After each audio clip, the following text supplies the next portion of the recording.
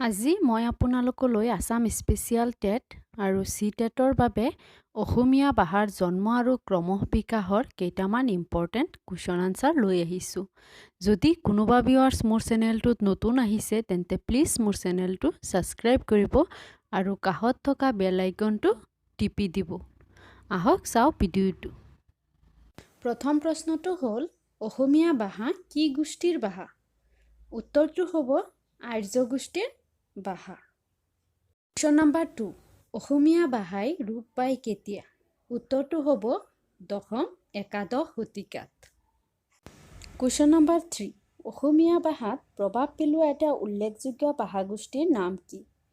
শুদ্ধ উত্তৰটো হ'ব তিব্বত বৰ্মী। অসমীয়া ভাষাত প্ৰভাৱ পেলোৱা উল্লেখযোগ্য ভাষাগোষ্ঠীটোৰ নাম হ'ল তিব্বত বৰ্মী। কুৱেশ্যন নম্বৰ 4, আৰ্য ভাষা প্ৰসাৰত গুৰুত্ব দিয়া অসুৰ ৰজাজন কোন আছিল? উত্তৰটো হ'ব নৰকাসুৰ।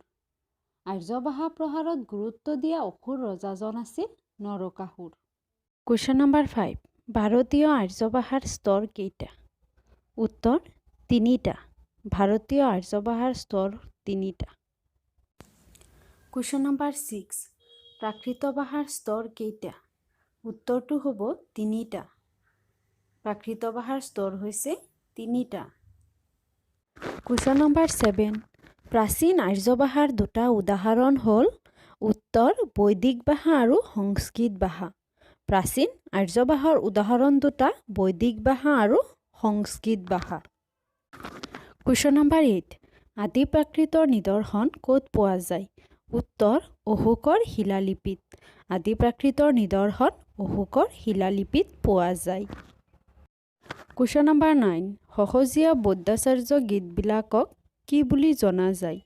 উত্তৰ চৰ্যাপদ। সহজীয়া বৈদ্যাচাৰ্য গীতবিলাকক চৰ্যাপদ বুলি জনা যায়।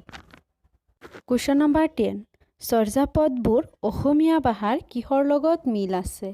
উত্তৰ ধ্বনিতত্ত্ব। চৰ্যাপদবোৰ অসমীয়া ভাষাৰ ধ্বনিতত্ত্বৰ লগত মিল আছে।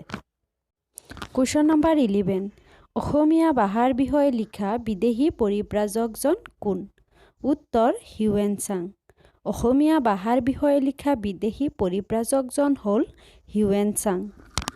কুৱেশ্যন নম্বৰ 12, চীনা পৰিব্ৰাজক হিউৱেন চাং কেতিয়া প্ৰাচীন অসমলৈ আহিছিল?